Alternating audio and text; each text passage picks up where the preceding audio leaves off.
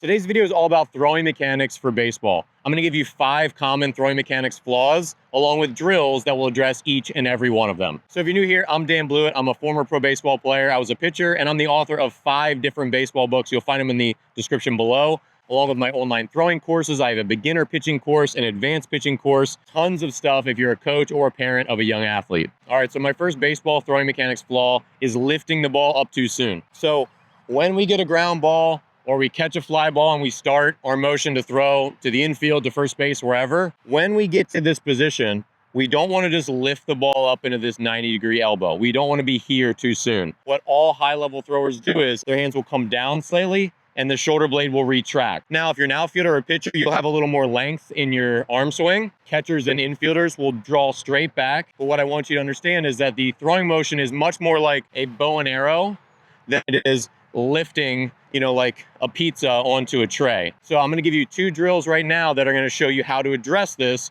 with any age player. All right, so this first throwing drill really focuses on the elbow getting pulled back behind the body to get what's called shoulder blade scap retraction. And we're just going to yank the elbow behind the body as the glove arm swims out in front. This will not feel exactly like a normal throw because you don't get quite as much layback of the arm. But this is a really good one to start with kids. Hey, this is where your arm needs to be when your foot lands. So we're going to start it there and then pull it back and go.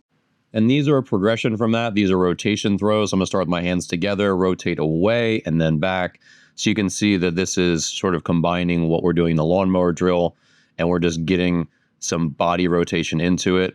And this is going to help us learn that when we separate our hands, we're going out and pulling back with our elbow, not lifting straight up. All right, my second throwing flaw for baseball players is when their elbow is at a greater than 90-degree angle. We want to be at 90 degrees or slightly less. That's going to give us power as our arm lays back and then rotates forward into internal rotation. So one of the ways you can train this is actually a little bit counterintuitive, but it's helping young players throw sidearm. When you throw sidearm, you have to draw your elbow back, which is a positive, which we talked about in my previous tip. And when you're throwing sidearm, you really pull back and you get the ball closer to your chest and your deltoid here, your part of your shoulder. When you teach young players, one drill we're going to show you is the flamingo drill. You pull back and you let it go sidearm. This motion will translate just the same into their elbow angle when they throw overhead. So there's lots of different drills, but this is one of my favorite, and it has a great application for players throwing on the run in the infield. So let me show you some drills right now that will help your players reduce this large, obtuse elbow angle and get them back into spec at 90 degrees or slightly less. All right, so the flamingo throwing drill is really fun. You're going to pull the elbow behind the body. You can see my elbow peek behind me there. And I'm going to pull my hand close to my chest and my shoulder. And then that's where the power comes through. You can see my glove kind of swims through. But this is just prepping kids to learn to throw on the run. And it helps improve that tight joint angle. All right, now throwing a baseball on the run. Kids can take all different types of angles, and the main focus here is pulling the elbow behind the body and then letting the arm release from there. This is something that you're going to throw right foot for right hand or left foot for left-hander. So you can see that this is a right-footed throw. That's for my plant foot. But tight joint angle at the elbow, pulling the elbow behind the body. All right, my next throwing flaw with baseball players is when the hands separate too soon, especially in the outfield. So if you catch a fly ball or you scoop up a ground ball, when you start to do your crow hop or your pro step, I teach the pro step. I know people still do the crow hop. You want to make sure that your hands are still at your center when your back foot lands. And then they're going to separate as you continue to stride out to make your throw. Lots of times players, they'll go here and they'll start to separate early, or they're here, and as soon as they get it, they start to separate, and this throws their timing and their rhythm off. And it really makes it tough to be in sync with the body and get use out of the hips and the core. So let me show you a drill called the hop pause drill that's excellent for teaching the timing of when your hands separate in the throw. All right, this is the hop pause drill, and you can do this a couple different ways. You can do it from infield footwork, the way I'm demonstrating here, or you can do it from outfield footwork. This is just helping players understand that when their back foot hits and they're closed, their hands still need to be together. So that little pause, you just want to reinforce it as a coach so that they know they were closed when they landed. This will help fix some of those hand separation timing issues that can be really common in younger players, especially both baseball and softball. So this is the heel toe drill, which is a great throwing and pitching drill that helps players understand the timing of their hip moving them first towards the plate, when their hands separate, how their glove arm moves. It's a very smooth feeling throwing drill. And this is one that if players have these sort of hand timing separation issues, this helps them just get their body all in sync as they make each throw. All right, my next throwing flaw for baseball players is when their chest opens up too early. So when they field a ground ball, we need to get completely closed, which means my chest is not visible to my target. And then as I go out, I rotate through and my chest is exposed later. We don't want to field a ground ball and be here where you still see my chest early, because then I'm not getting as much rotational power from my hips and my core. So we got to get closed. So let me show you a drill right now that helps players learn to get closed. This is one of the most important fundamental aspects of throwing a baseball.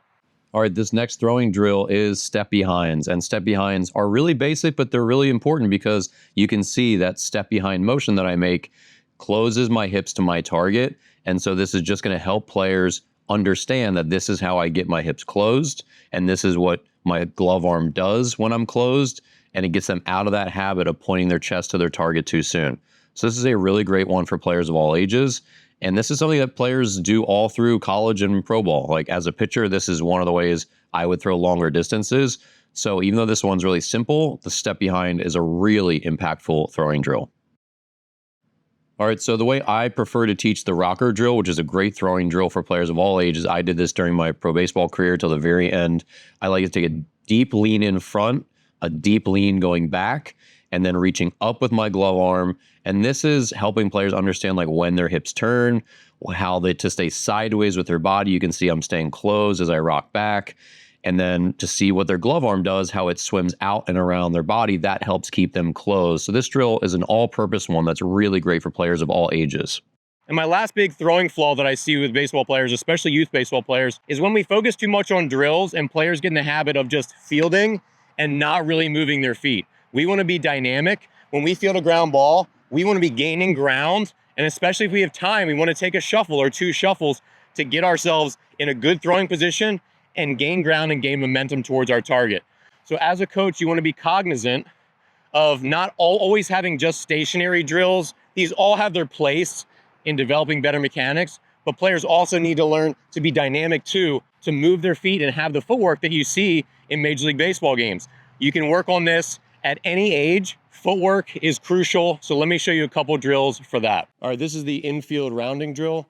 So we want to make sure that we're always taking good routes to ground balls. So if I'm a third baseman or shortstop, I want to get around it and field it on my way to first base, getting my feet in a line. So coach is going to roll or bounce the ball towards this cone, and I've got to go around this other one on my way through the ground ball.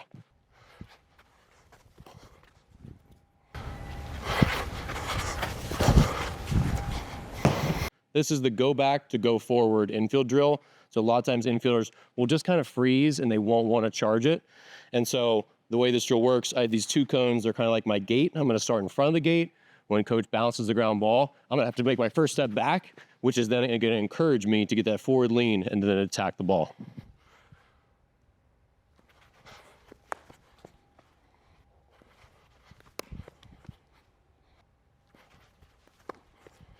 Shuffling and throwing is amazing for improving throwing mechanics, especially in youth baseball players. If I had to pick one throwing drill, I could only do one. I would just have players set their feet sideways, shuffle 1 to 3 times, move their feet quick, and make a throw because it forces their body to move as a unit and they're staying closed. Their glove arm syncs up. Shuffle throws are amazing and very underrated. All right, so thanks so much for watching. If you have any questions, please leave a comment below. Check out my online courses and my 5 different baseball books in the description below. Be sure to subscribe if you haven't, and I'll see you here in the next one.